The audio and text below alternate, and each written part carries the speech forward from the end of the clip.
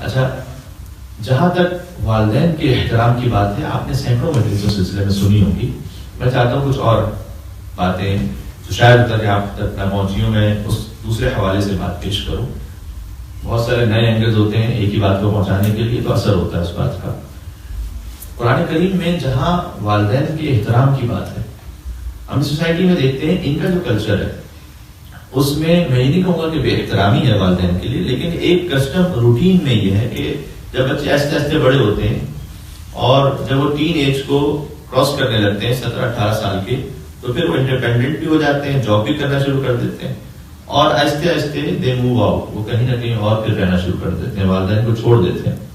ان میں سے کچھ ایسے بھی ہوتے ہیں کہ جو والدین کے ساتھ تعلق رکھتے ہیں، آتے ہیں، ملتے ہیں. کچھ ایسے ہوتے ہیں جو بالکل ہی چھوڑ دیتے ہیں، پھر ان کی بالکل اپنی ایک زندگی شروع ہو جاتی ہے جس میں والدین سے کوئی تعلق نہیں ہوتا. پھر آپ دیکھتے ہیں، ہم بھی دیکھتے ہیں اپنے نیبرز میں کہ بوڑھے میاں اور بیوی رہ رہے ہیں جن کا بچوں کے ساتھ کوئی تعلق نہیں ہے، بچے آتے جاتے نہیں ہیں، وہ بچوں کو یاد بھی کرتے ہیں، اپنے گرینڈ چلڈرنس کو یاد کرتے ہیں، لیکن ان کا تعلق کیونکہ پھر بچے اپنی زندگی میں مگن ہو جاتے ہیں. اچھا، میں یہ نہیں کہوں گا کہ جتنا آسٹریلین سوسائٹی میں ہے بالکل اتنا ہی ہماری کمیونٹی میں، ایسا تو نہیں. الحمدللہ پہلا ذکر امام حسین السلام کا میں نے عرض کیا کہ ایسا تو ہوتا ہے، لیکن ٹو سم ایکسٹینٹ یہ بعض مرتبہ ہماری کمیونٹیز کے بھی مسائل ہیں.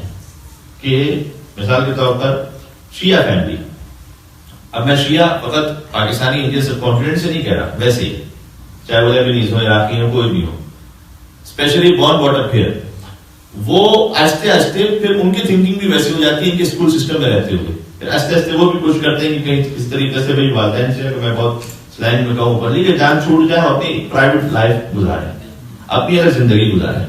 تو بڑا امپورٹنٹ ہے. لائف سٹائل تو بدلتے رہتے دیکھیں، لیکن ویلیوز وہی رہتی ہیں. وعلیکم السلام. لہذا ویلیوز کو سمجھنا بڑا امپورٹنٹ ہے. ان ویلیوز کے ساتھ آپ ماڈرن لائف سٹائل میں جیسے بھی رہنا چاہیں، لیکن ان ویلیوز کو ضرور سمجھیں. اسلام نے کس چیز کو ویلیو دی، امپورٹنس دی. قرآن کریم میں کوئی ایک بات میں ایک دفعہ بھی آ جائے کوئی، اس کی اپنی اہمیت ہے. لیکن والدین کے ساتھ نیکی کا ذکر 8 مختلف مقامات پر قرآن کریم میں آیا ہے. سورہ بقرہ میں ہے، نساء میں، انعام میں، بنی اسرائیل میں، مریم میں، عنکبوت میں، لقمان میں، احقاف میں. یہ 8 مقام. ان 8 میں سے 5 مقامات وہ ہیں، ذرا غور کیجیے گا. 8 میں سے 5 مقامات وہ ہیں، اور میں بات اس لیے بھی کہہ رہا ہوں کہ ابھی ہو سکتا ہے لائیو بھی جا رہا ہو، بہت سارے لوگ یہاں شاید ظاہر کم ہے، لیکن بہت سارے لوگ اسے بعد میں بھی سن لیں. 8 میں سے 5 مقام کم از کم وہ ہیں کہ جہاں کلیئرلی اللہ نے اپنی توحید کے ساتھ یا شرک کی ممانعت کے فوراً بعد والدین کی اطاعت کا ذکر کیا. یعنی اللہ سبحانہ وتعالیٰ سمجھانا چاہ رہا ہے کہ دیکھو، کوئی موحد اس وقت تک بن ہی نہیں سکتا جب تک والدین کے ساتھ حسن سلوک نہ ہو. موحد بننے کا امکان ہی نہیں ہے. 5 مرتبہ توحید کے ساتھ اس کا بیان ہے. ٹھیک ہے، کہ دیکھو، یا تو یوں فرمایا کہ اللہ کا ارادہ ہے، وقضى ربک، اللہ نے یہ فیصلہ کر دیا ہے کہ اس کے علاوہ کسی کی عبادت نہیں ہوگی، وبالوالدین احسانا. یا پھر فرمایا کہ حضرت لقمان نے جب اپنے بیٹے کو نصیحت کی تو یوں کہ لا تشرک باللہ، شرک نہ کرو، ان الشرک لظلم عظیم، شرک یقیناً بہت بڑا ظلم ہے. اس کے بعد پھر والدین کی بات آئی، یعنی کبھی شرک سے روک کر اور کبھی اللہ کی عبادت کا حکم دے کر. پہلا توحید کا ذکر کر کے اللہ نے کہا کہ دیکھو، توحید پوری ہی نہیں ہوتی جب تک والدین کے ساتھ حسن سلوک نہ ہو. ٹھیک ہے، تھوڑا سا ایک سوال دیجیے گا کہ میں وہاں آگے سناتا ہوں.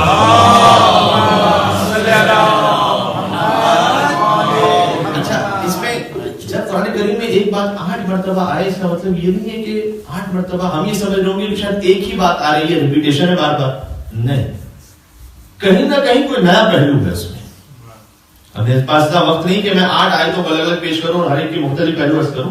ایک آیت جس وقت میں نے آپ کے سامنے سورہ انعام کی پڑھی، تھیوریٹیکلی مجھے بڑی سپرب لگتی ہے وہ آیت. اس کا بڑا ایک یونیک انداز ہے. ذرا غور کیجیے گا، میں آپ کے سامنے سناتا ہوں. سورہ انعام کی ہے یہ آیت نمبر 151. قل، اے رسول آپ کہیے. اس میں تقریباً ہر اس بات کا ذکر ہے کہ جس سے پہلے روکا جا رہا ہے. حرام باتوں کا ذکر ہے کہ فلاں حرام نہ کرنا، یہ حرام نہ کرنا، وہ حرام. تعالوا اتل ما حرم ربکم علیکم، اے رسول ان سے کہیے کہ آؤ میرے پاس تاکہ میں تلاوت کروں ان باتوں کی کہ جو تمہارے رب نے تم پر حرام کی ہیں، جو جائز نہیں ہے. وہ کیا ہے؟ پہلی بات اللہ تشرکو بہ شیئا، کسی شے کو بھی اس کے ساتھ شریک نہ کرنا. چاہے بت پرستی خالی نہیں یہاں پر، اپنا نفس بھی شریک نہ کرنا، خواہشات نفس کو شریک نہ کرنا. ٹھیک ہے، شریک نہ کرنا کچھ ہے. آگے فرمایا، درمیان میں والدین کی بات چھوڑتے ہوئے آگے چلتا ہوں. پہلے وَلَا تَقْتُلُوا أَوْلَادَكُم مِّنْ إِمْلَاقٍ، ایک اور حرام بات کا ذکر کیا، خبردار اس میں نہ پڑ جانا، اپنی اولاد کو بینکرپسی کے ڈر سے قتل نہ کر دینا. بہت ہوتا تھا. کیوں؟ پھر آگے فرمایا کہ نحن نرزقکم وإیاکم، ہم تمہیں بھی رزق دینے والے ہیں اور انہیں بھی رزق دینے والے ہیں. مل کے صلوات بھیجے محمد والے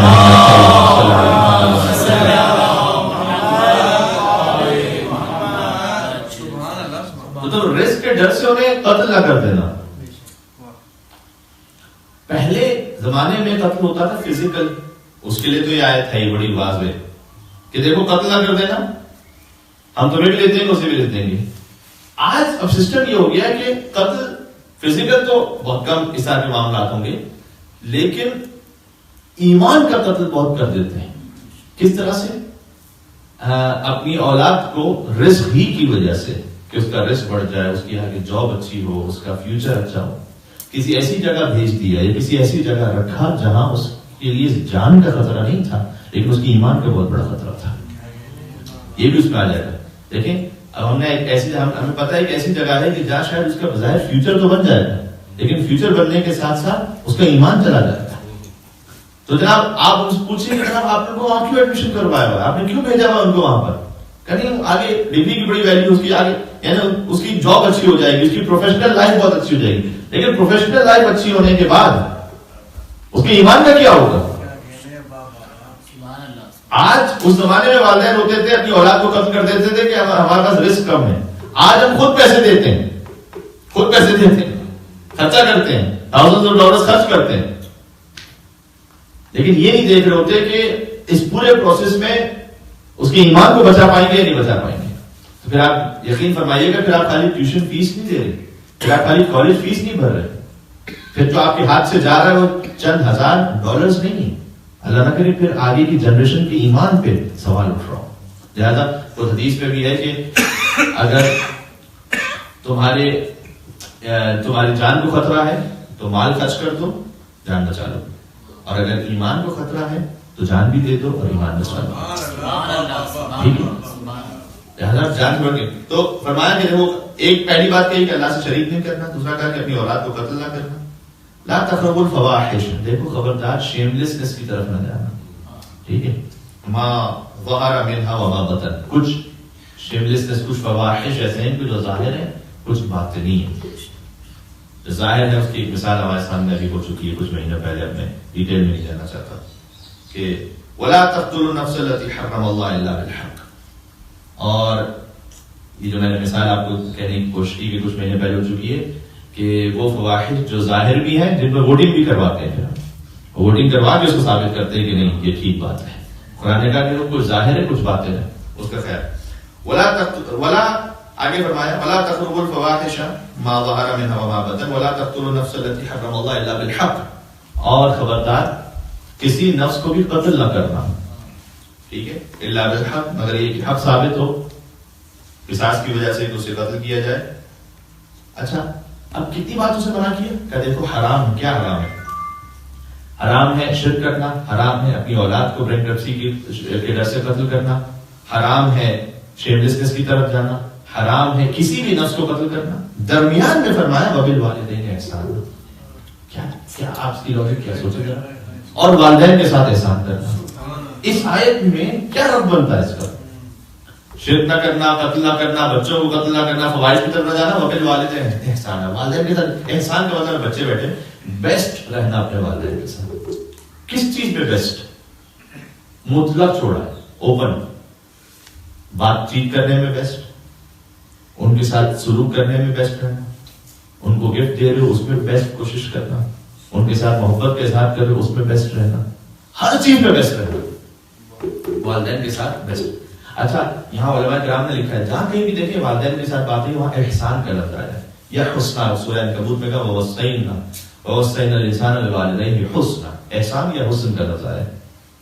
یہ نہیں کہا وبالوالدین انفاقا، اپنے والدین پر پیسے خرچ کرنا. انفاق جو ہے نا وہ احسان کی ایک قسم ہے. کئی بار ہم سمجھ ہوتے ہیں کہ والدین کو پیسے خرچ کرنے کے بعد ان پر احسان ہو گیا. یہ احسان بھی وہ اردو والا احسان یا مراد نہیں ہے. احسان کا مطلب اردو میں یہ ہوتا ہے کہ ایک شخص جو ڈیزرو نہیں کرتا تھا آپ اس کے ساتھ ایک کام ایسا کیا آپ نے کہا یار آپ نے بڑا احسان کیا مجھ پر.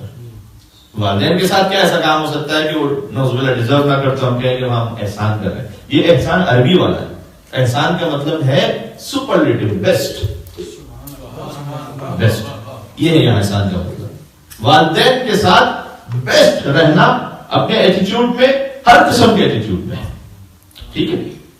انفاق کا نہیں کہا, والدین پر پیسے خرچ کر دینا یہ بھی ہے احسان کی شکل, یہ بھی ہے یعنی ان کی خدمت کی ایک شکل. لیکن فقط پیسے خرچ کر دینا کافی نہیں ہوتا.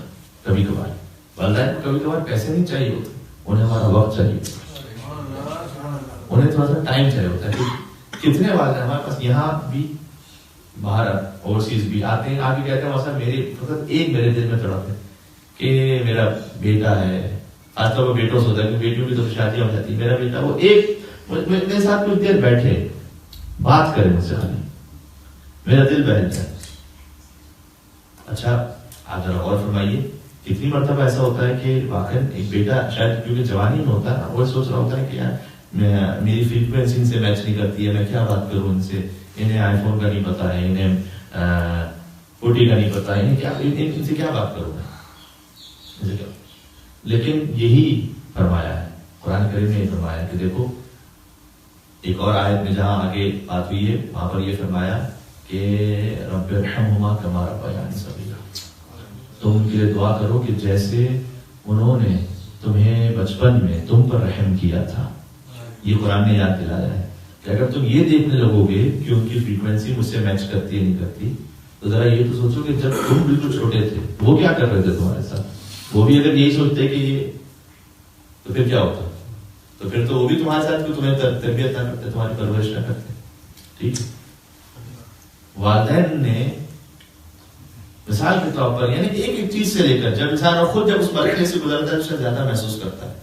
جب خود کا ایک اللہ سبحانہ وتعالیٰ خود صاحب اولاد کرے, خود چھوٹا ایک بچہ ہو اور اس انسان پرورش کرے, پھر محسوس کرتا ہے کہ اچھا ہمارے ماں باپ نے بھی تو ہمارے ساتھ یہ سب کچھ کیا تھا, اور ہمارے ماں باپ نے جو کیا تھا وہ شاید زیادہ مشکل حالات میں کیا تھا. آج تو ہم یہاں بہت اچھے حالات میں, بڑے آسان حالات میں, انہیں تو بڑے سخت حالات میں جب شاید اتنا فائنینشلی بھی وہ اسٹرانگ نہیں تھے, ان کے ساتھ حالات بڑے خراب تھے, اس کے باوجود بھی انہوں نے بڑی محنت کے ساتھ ہماری تربیت کی, بڑی پرورش کی ہماری. فرمایا کہ بس تم اسے سوچ لینا. اگر وہ بھی یہ سوچتے کہ اس کے ساتھ پتہ نہیں ہمارا جوڑ بنتا ہے نہیں بنتا, یہ اتنا چھوٹا, انہوں نے اس بات کو انہوں نے اپنی محبت سے ہمیں بڑا کیا, بس تم بھی اسی محبت کا خیال رکھو. آج اگر یہ بزرگ ہو گئے تم سے تمہارے لیول پر بات نہیں کر سکتے چاہے, لیکن پھر بھی ان کے ساتھ ان کی سطح پر آ کر کچھ دیر کے لیے بات کرو. اور جو اوورسیز یعنی جن کے پیرنٹس یہاں ساتھ میں نہیں ہیں ان سے بھی گزارش کرو آپ ٹائم نکالیں اور بات کیا کریں اپنے ماں باپ سے. وہ منتظر ہوتے ہیں, وہ اس بات کے شاید اتنے زیادہ منتظر نہ ہوتے ہوں کہ ہم پیسے بھیجوائیں انہیں, شاید بسا اوقات اس بات کے زیادہ منتظر ہوتے ہوں کہ میرا بیٹا بات کر لے مجھ سے یا میری بیٹی بات کر لے مجھ سے. وہ اس بات کے لیے زیادہ منتظر ہوتے ہیں. اچھا ہر چیز کو یہاں پر حرام حرام حرام والی آیت میں وبل والدین احسان ہے, یہ کیوں درمیان میں کیا ربط ہے؟ شاید اللہ تعالیٰ سمجھانا چاہے کہ دیکھو میں تم سے سمجھا رہا ہوں قتل کرنا حرام, شرک کرنا حرام, فواحش کرنا حرام, اور والدین کے ساتھ احسان کرنا, اس کا برعکس کریں. یعنی احسان کا مطلب بیسٹ. اگر تم نے والدین کے ساتھ بیسٹ میں سے کچھ بھی کمی کی وہ بھی حرام ہو جائے گا. اور ہمارے اس ترتیب سے اللہ نے اس بات کو سمجھانا چاہا, اپنی کوشش میں کمی نہ کرنا, کوتاہی نہ کرنا.